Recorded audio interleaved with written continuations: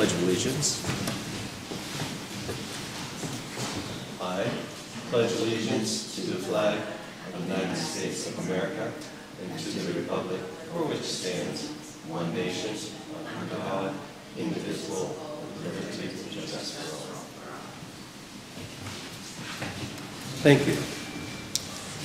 Distributed last week was our board packet, which included the consent agenda, the agenda itself, including the March 10th minutes. Is there a motion to accept the agenda and the consent agenda, which is the agenda and the March minutes?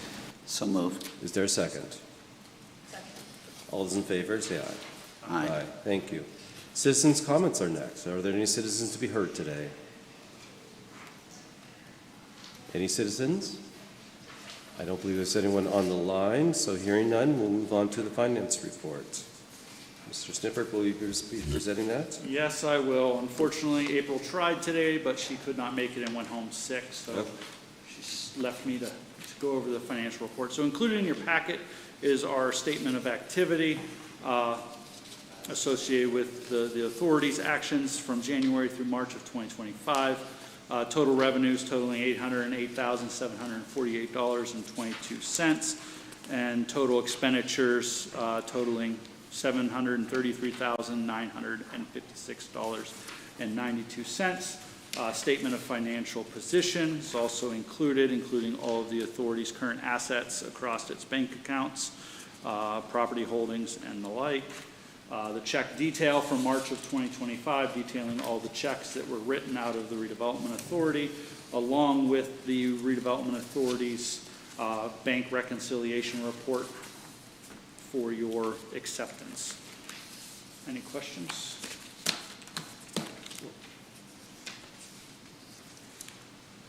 Any questions for Mr. Snippert? No. Hearing none.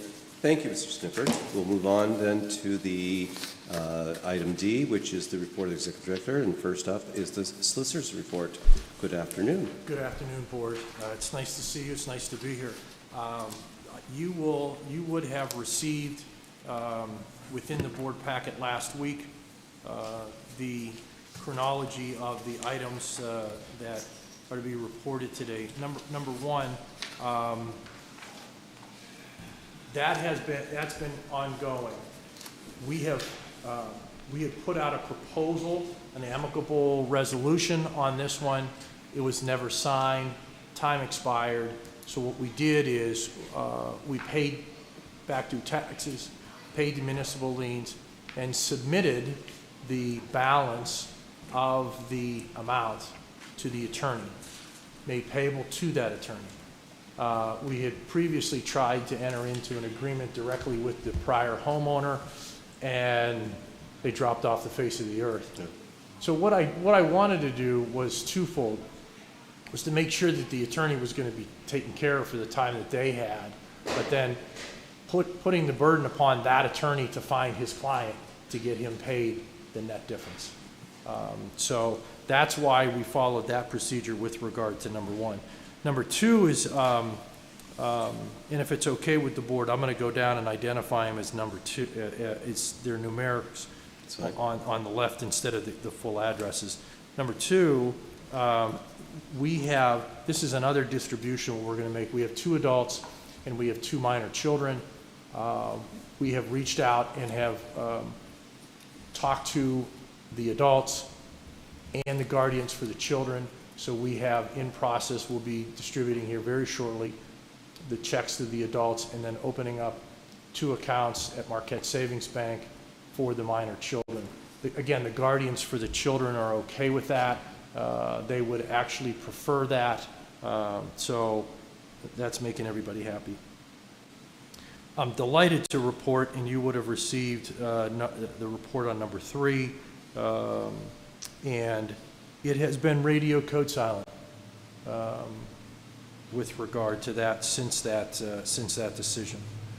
Number 4, demolition again has been scheduled. That's a process where bids are being taken and received, and that process done.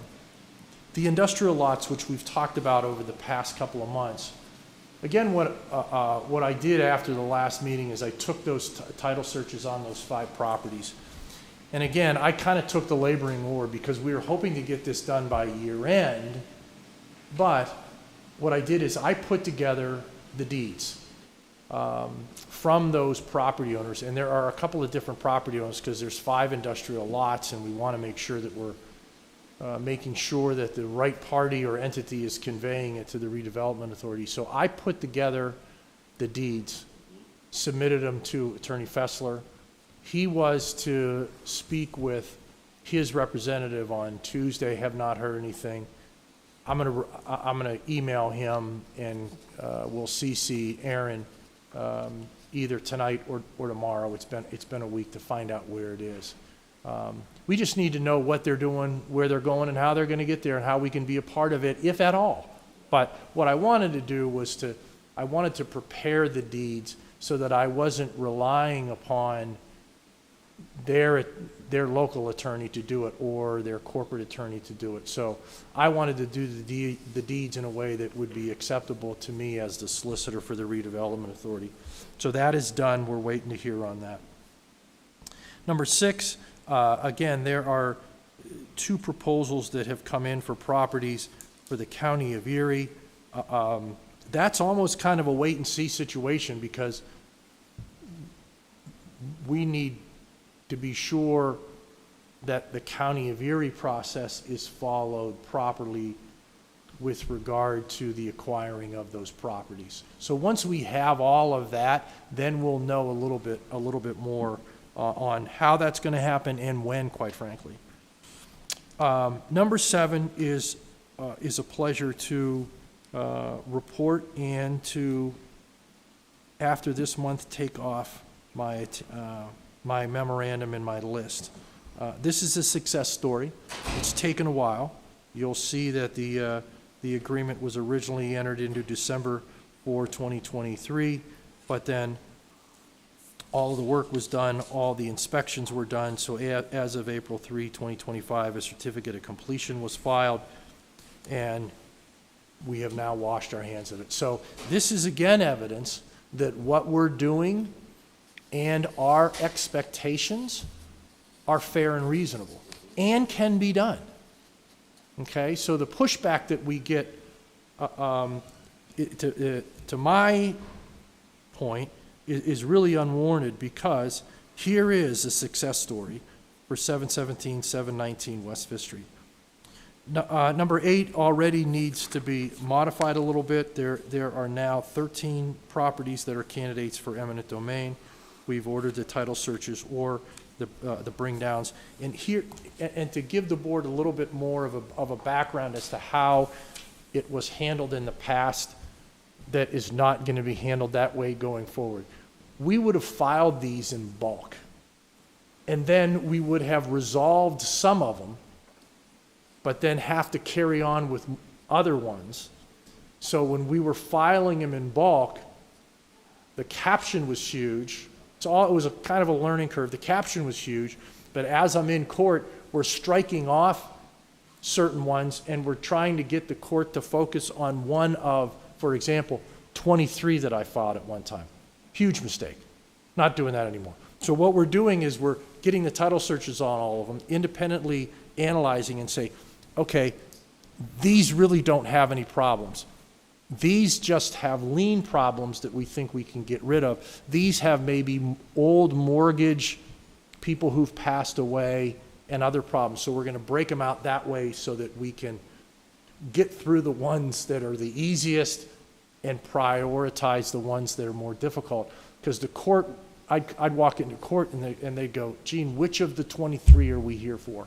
So I thought that it was more cost efficient to do it that way and that I could expedite things that way. I was wrong. So we've regrouped that to do it in that priority. So there's 13 of them. So we've ordered the title searches, and then by next month I'll be able to tell you, okay, here's how I've categorized them and how I've tried to address them. Again, we're working out situations with both Erie Waterworks and also adult probation. So that addresses a lot of the municipal liens and the county liens. So we're hoping to expedite these. So if that's That's my report. If there's any questions, happy to address them.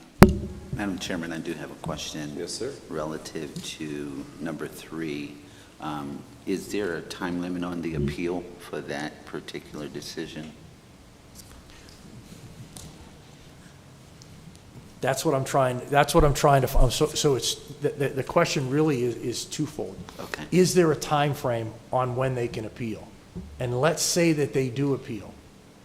Is the judge just going to take a look at, okay, here's how that Board of View hearing took place. Is there any error of law? Or that was fine and good what happened. This is a whole new hearing with a second bite at the apple. I'm going to obviously say, hey, look, Judge, you're just a review mechanism.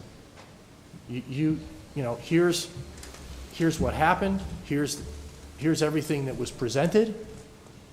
Is there an error of law? Did they make a mistake? They didn't. So that's kind of why I'm waiting to hear, and I am looking at what that process is. So I would think that we would hear within 30 days. Thank you. If I was on the other side, I would file something within 30 days. I think that would be reasonable and expected. Do I have statute to confirm that they just have 30 days? I don't at this point, but that's one of the things we're working on right now. Okay. Mr. Tobin? Yeah, I have a question with respect to the condemnation actions. So if we're not filing the condemnation actions in bulk, is it going to be a separate civil action for each property then? I'm hoping to keep it to like groups of 3, Okay. something like that. Yeah, because there's some efficiencies in terms of doing the bulk. Because I know that that's one of the beauties of I don't know if it's the eminent domain code or the Redevelopment Authority Act, because the costs of filing plus costs of advertising. Yes. So yeah, I'd be interested to see and kind of monitor those expenses relative to doing it in bulk, because I do feel your pain in the sense when you're having, 20-some properties that are Right. listed in a complaint, to try to drill down on specific properties is difficult. Yeah, and it was, I was a little aggressive going, hey, let's go, the one filing of 23, even the advertising, I'm going, I can't have it, like, this can't be a savings when my advertisement was almost a full page, in the Saturday newspaper. I'm thinking, Right. it was just raising all types of red flags with everybody else going, Gene, what are you guys doing down there? What chaos is this? So I was thinking that if I had 3 to 5 that were similar in nature, that I would do it that way. I'm not going to do it individually, Okay. but not at a massive scale. Right, so you're looking for commonalities and Yes. lumping those together. That makes That's sense. exactly Okay. right. That's exactly right. Thank you. Anyone else? We're good. Thank you so much. Really appreciate everything you're doing, particularly, I imagine the industrial lots are extra tricky to work through with title issues and what have you. They are, but we're hoping to find out here in 30 days, so I appreciate the opportunity. Sure. You're Thank still you. smiling, so that's good. Yeah. Keep smiling. Thank you so much, and I think it's over to Mr. Stimpert then.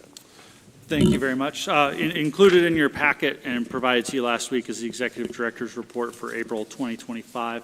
I'll just kind of go through and touch on some of the high points. So I've had a couple meetings with Wyatt Schroeder from Infinite Erie. He's the housing director tasked over there with working to bring us all together. And this morning we had a roundtable discussion with staffers from Fetterman's office at Gannon to kind of continue that discussion and try to figure out what we can do and how we continue to come together to address the housing issue within the city of Erie. So those conversations are ongoing. I'm touring Wyatt through Cameron Road property tomorrow afternoon, just as a continuation of our conversation about how they can help us. And essentially, some of our conversations have been based upon what can Infinite Erie do to assist the authority and the Erie Land Bank. And really my direction was help us with capacity, because essentially we're trying to do everything else we're doing, and keep those going, but we don't have the time or the ability to bring somebody in to focus directly on working on the development piece and helping the authority build that. So certainly those are the conversations we're going to continue. And as they continue to meet with he's kind of on a road tour around the area, meeting with all the different neighborhood groups and other agencies that focus on housing. And so then we can convene, hopefully, our housing delivery teams that we had a couple years ago when Infinite Erie first came out, and we had that Erie's Inclusive Playbook and all that buzz going around. So it's good conversations going on there. Work with the land bank is still ongoing. We're working with Baker Tilly and meeting with Zachary, who's working on behalf of Blackbaud. PA Council of the Arts, that's continuing to ongo as part of the East Bayfront Greenway Trail. Continue to work with the Pennsylvania Association of Housing Redevelopment Agencies on the professional development, really working on some interesting things and a dedicated track on board development for the annual conference that's held every October. So I'll keep the board up to date as soon as we detail that. It's really, we're looking at 2 straight days of sessions dedicated for board members and really board member training and stuff like that. So really exciting, and I hope we can really pull it together with the partners that PARA has. Met with the Christy Martone, DECD Northeast Regional Office, to work on how we can work with the Erie Neighborhood Growth Partnership, and we're looking at completing a SPP application for the Erie Neighborhood Growth Partnership. Our first big project is going to be accessory structure demolition, along with a couple other initiatives that we have, and Tracy's been working on those, and so she definitely worked to get that meeting scheduled for me, so I appreciate that. Community engagement, visibility, March 27th, we had a mayor's press conference at Erie Bank. The city of Erie worked with Erie Bank to get some funding and some initiatives going to utilize and help drive the investment and development on Erie Land Bank lots. So went there and represented the Erie Land Bank. Attended the Cateco demolition announcement at 111 West 11th Street, which is great to see. I know that was a property that the Land Bank had on their radar back when it went through judicial tax sale, but it was still early on, and we weren't quite sure how we wanted to address a commercial property. So it's good to see that's finally moving forward, and that long vacant building in the middle of that block is going to see some much-needed development. So working with the PA Land Bank Network and the Housing Alliance to develop some training sessions for the PARA conference in June, and then the Homes Within Reach conference in December to represent the Redevelopment Authority and the Erie Land Bank in that effort. So some outreach events, program manager training. Holly and April just got back from there, which I feel, flying on a plane probably contributed to April's absence at today's meeting, and Holly can touch on, I think, the nuances around the HUD training during her report. But yeah, that's about it. So welcome any questions or comments the board has. And I appreciate looking at the social media posts from the authority. There's nice, consistent messaging out there. So that's good. So congratulations to everybody who works on that. I know the team does. Yeah, no, and I appreciate that, because that was one directive toward as a staff, this year is I wanted to make sure that we became more visible on what involvement the Redevelopment Authority has on projects. And there's so much that goes on within the city of Erie that the Redevelopment Authority had its hand in, hand on, or whatever the case would be in some facet through the years. And I can name off all the numerous projects and the downtown initiatives and such that the Redevelopment Authority is in. So certainly we want to make sure that we're as visible as possible with the activity that the authority has had and will have in the future. So, thank you. Any questions for Mr. Snifford?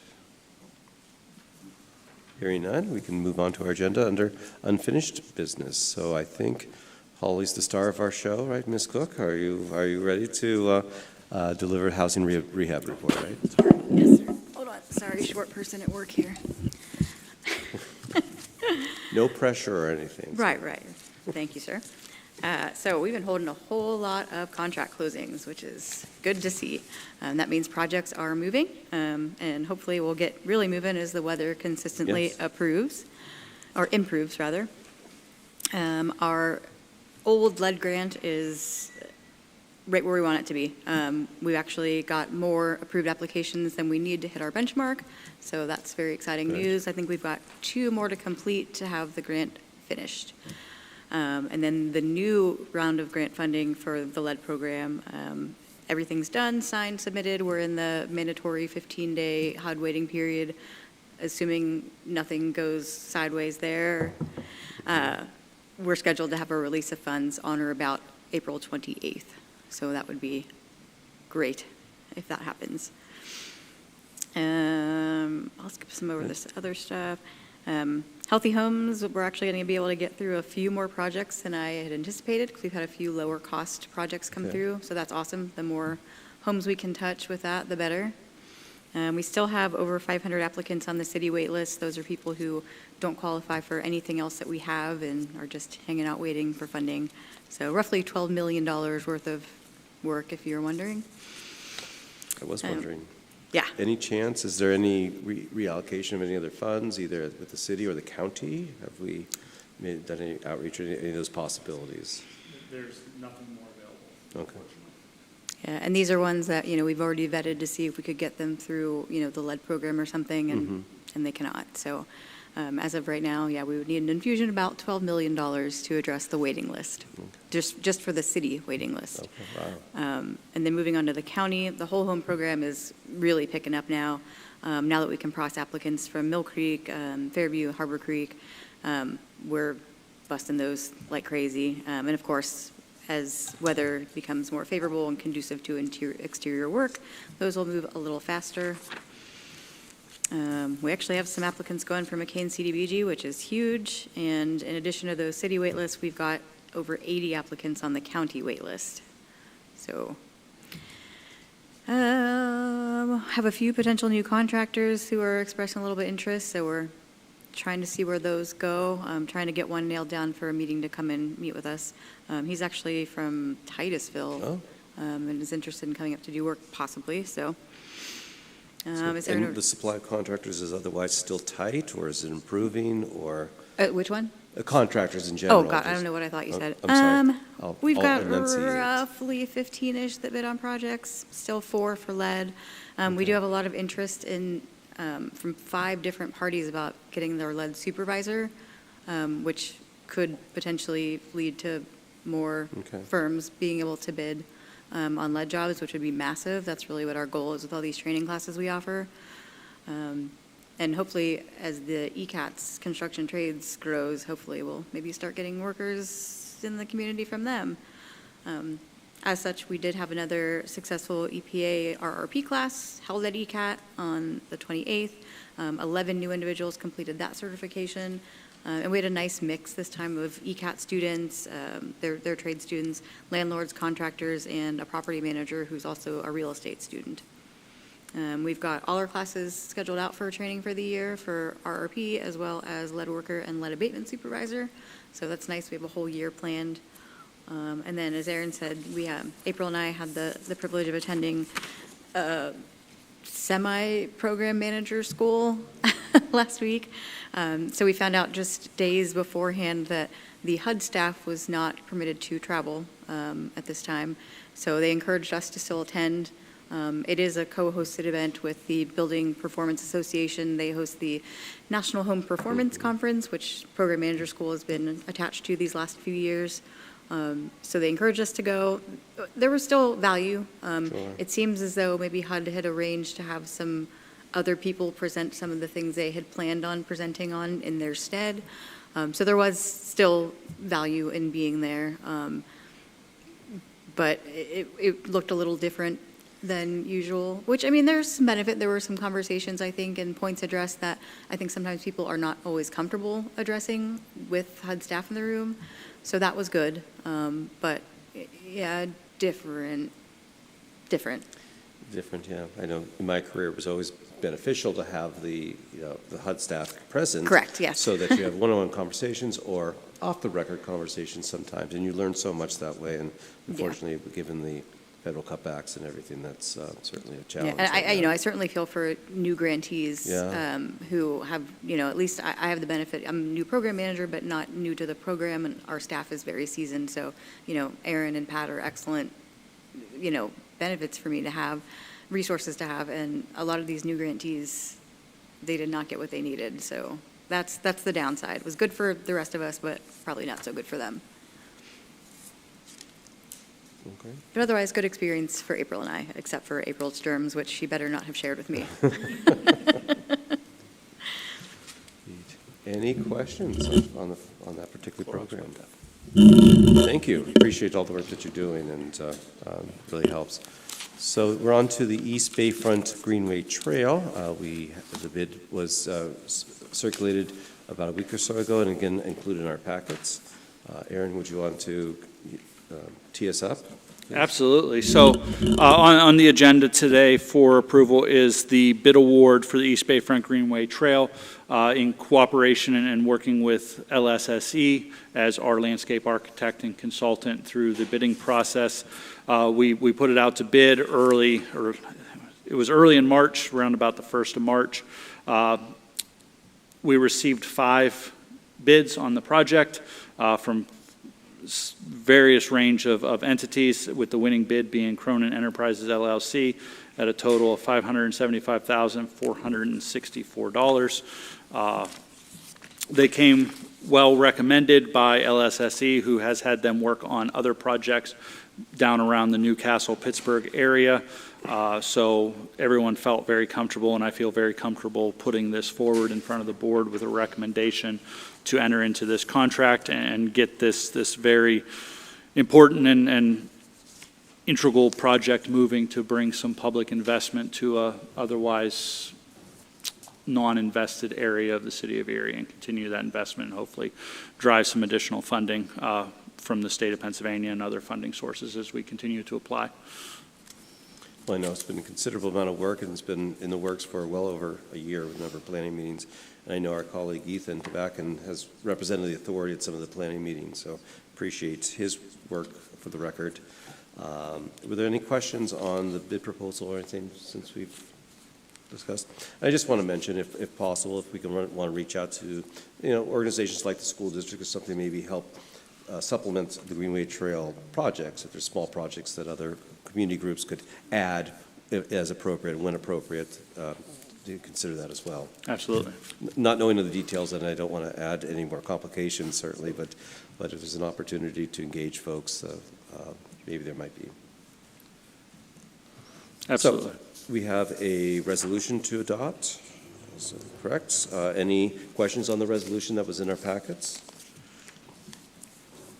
Hearing none, is there a motion to accept the resolution as printed and provided? And is there a second? Second. All those in favor signify by saying aye. Aye. Any nays or abstains? Hearing none, motion carries. All right, the next is item E4 on our agenda, just some updates on the developers' policies and procedures. There was some lengthy documents submitted earlier on.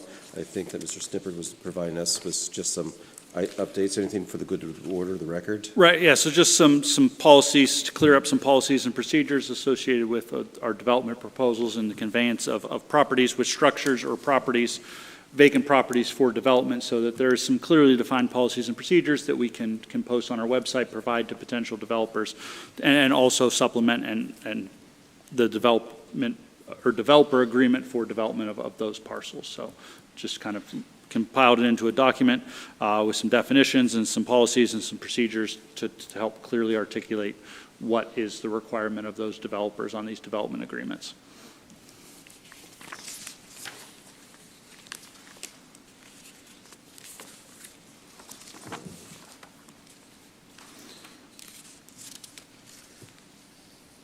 Were there any questions or observations? I know we've seen these a few times before. I think these are the most recent, and just Were you looking for a motion to accept these, or is this just for informational Just for purposes? informational purposes. Okay, very fine. All right, we'll move on then to item number 4, which is a property developer proposal for 720 Wallace, submitted by the group representing the East Side Renaissance, and I know there's a few folks involved in that. Right, yeah, so the East Side Renaissance, as you said, put in this proposal, 720 Wallace.